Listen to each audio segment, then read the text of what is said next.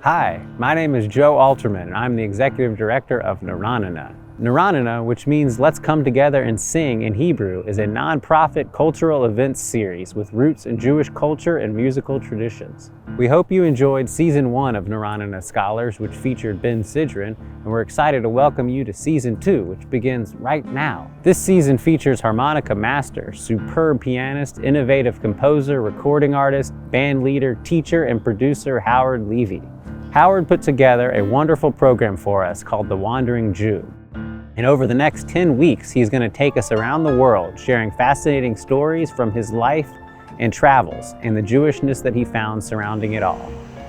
Today, the journey begins in New York City.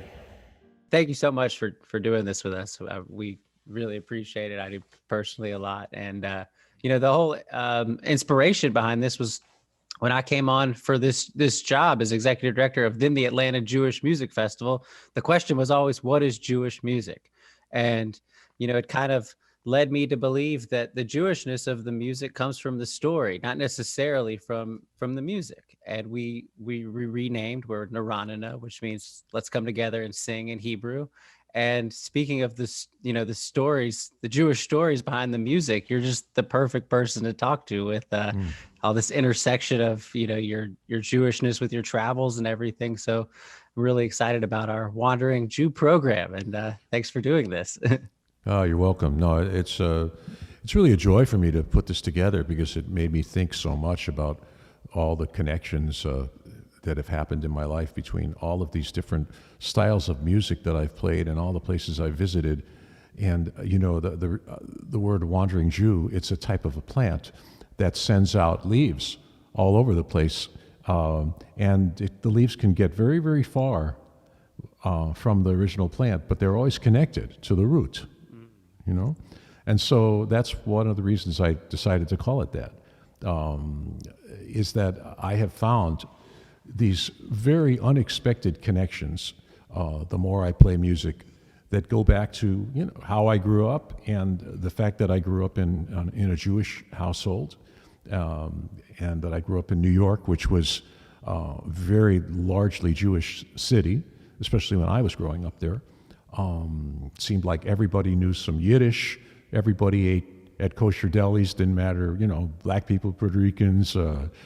Everybody loved Jewish kosher deli food, and of course Jews love Chinese food, as you know. And New York has a huge Chinese community. So there was all this intermingling of stuff that I took for granted that I didn't fully understand at the time because, I thought New York was just like the rest of the world, And so that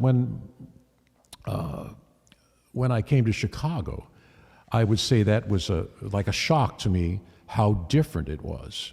And that's where I learned how to play the harmonica. And we're going to get to that in a little while. But I'd like to start out with my first spiritual experience, which is, after I'd been going to Hebrew school and going to temple. It was my bar mitzvah. I discovered, to my great surprise, that when I was up on the bima, reciting the prayers and singing my portions of the Torah and the Haftorah, that it felt like something came over me, and I started singing in a higher register because I've always had a low voice, and but I started like singing in a higher register than I had ever sung in before, and it was one of those things that was very, very surprising to me because I had been mostly looking forward to the party, and after the service, it was like I was kind of shell-shocked, which I guess is not an uncommon feeling because of all the stuff you have to do and being in front of a lot of people. But also the meaning and the feeling that I got from the experience had overpowered me in a way that made the party seem like superficial almost. And luckily there was a long drive to the place where I could decompress a little bit and walk in and be the smiling bar mitzvah boy who accepts the presents,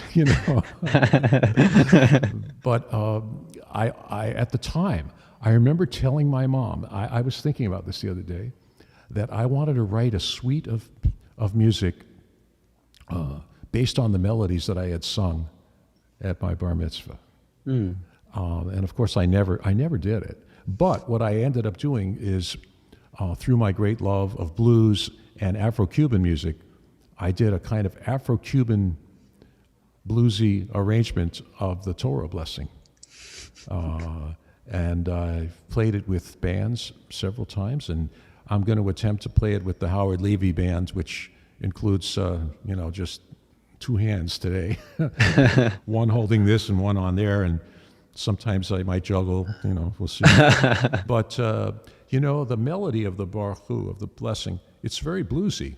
It's a minor pentatonic scale, just,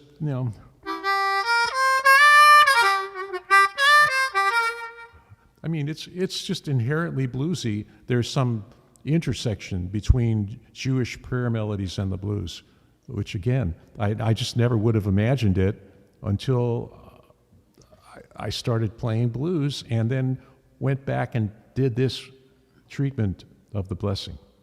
So I'll play it for you now.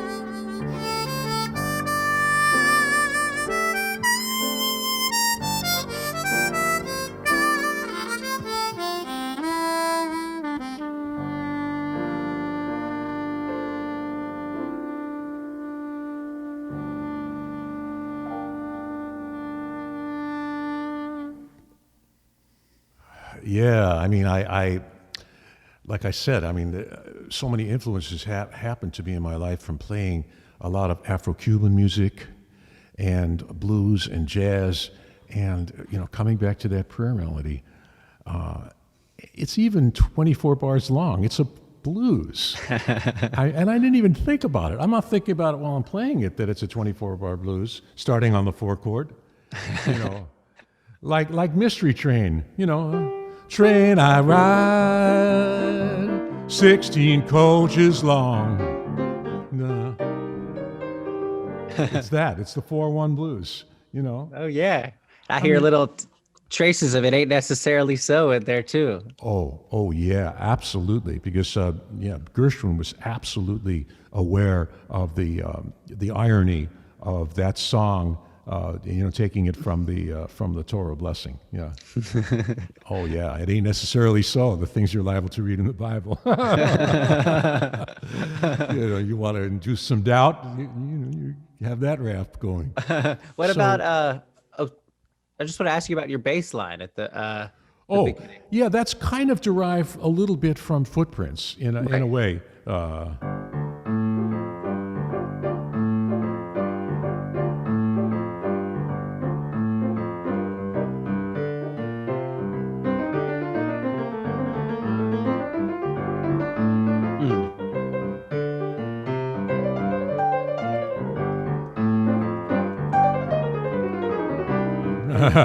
Whatever, but the two-handed thing on the piano gives you a lot of opportunity for polyrhythmic playing, and the piano left-hand bass line ostinato thing is, when I first started playing jazz, I didn't have anyone to play with, so I played bass lines with my left hand. I wanted to sound like the band,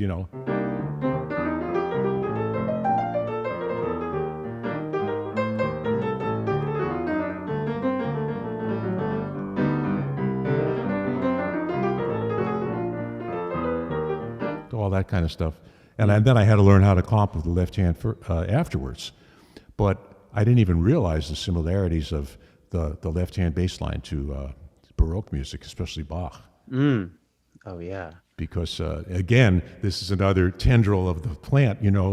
I discovered much later that when Bach wrote a lot of his sonatas, especially for violin and flute, and he never bothered to write the keyboard part out.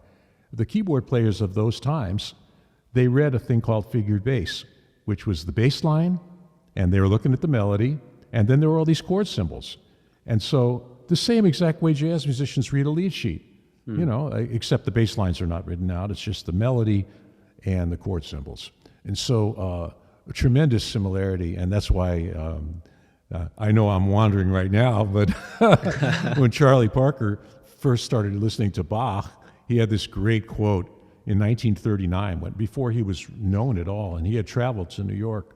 I think he might have even hoboed on a train, and he was actually working as a dishwasher at Minton's to hear Art Tatum play. And he said, when he first heard Bach, he said, I have the quote written down here somewhere, I found out that what the cats were jamming then already had been put down, and in most cases, a lot better. So, because, the Baroque music was full of improvisation, and there are entire books full of themes and variations, especially English, Elizabethan music. Those guys were jazz musicians. I started playing this music, and it's here's variation 1, variation 2, all the way up to variation 32 or whatever it was. Yeah, they're just writing down 32 chorus solos back in the 16th century. It's really wild. Wow. Well, one last question came to mind about that piece, if you don't mind, real quick. But basically, I was curious, as you're playing this kind of Footprints, which Wayne Shorter's inspired Footprints bass line, I was just curious, if you were playing the song Footprints versus playing the Baruch, would you approach it any different? Are you approaching Baruch like you're playing a prayer right now, or you're playing a song? I have a definite mood in my mind as I play a prayer. I'm trying to pray, as I play, and much like the way my musical hero John Coltrane approached playing on A Love Supreme and many of his other later works, then he was actually praying to God a lot of times through his horn. And the fourth movement of A Love Supreme is called Psalm, and he's actually playing the poem that's written in the album with every note of his horn. And I don't have the poem in front of me. I should have had it. But it was like, I will do all I can to be worthy of you, O Lord, or something, just like a cantor. And I only found that out after I had been listening to the music and loving it for 30 years.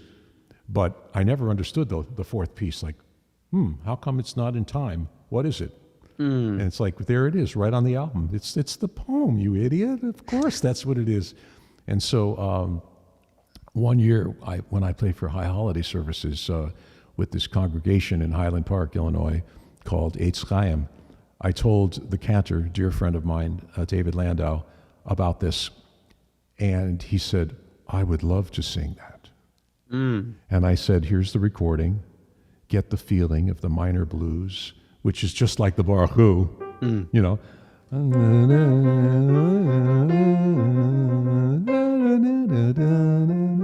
It's all that stuff. And he has such a great ear, and he just internalized it and sang it. And we just accompanied him. We rumbled, you know, in B flat minor, which is what is in. And all sorts of older members of the congregation came up to us afterwards and said, I really loved the Coltrane piece. Because it's the same spirit, man. Yeah. You know, it's absolutely the same thing. We hope you enjoyed today's episode and hope that you'll join us back here next week. As a nonprofit, we can only afford to put on great programming like this thanks to your support. Please visit nerananaharts.org for more information and to learn how to get involved.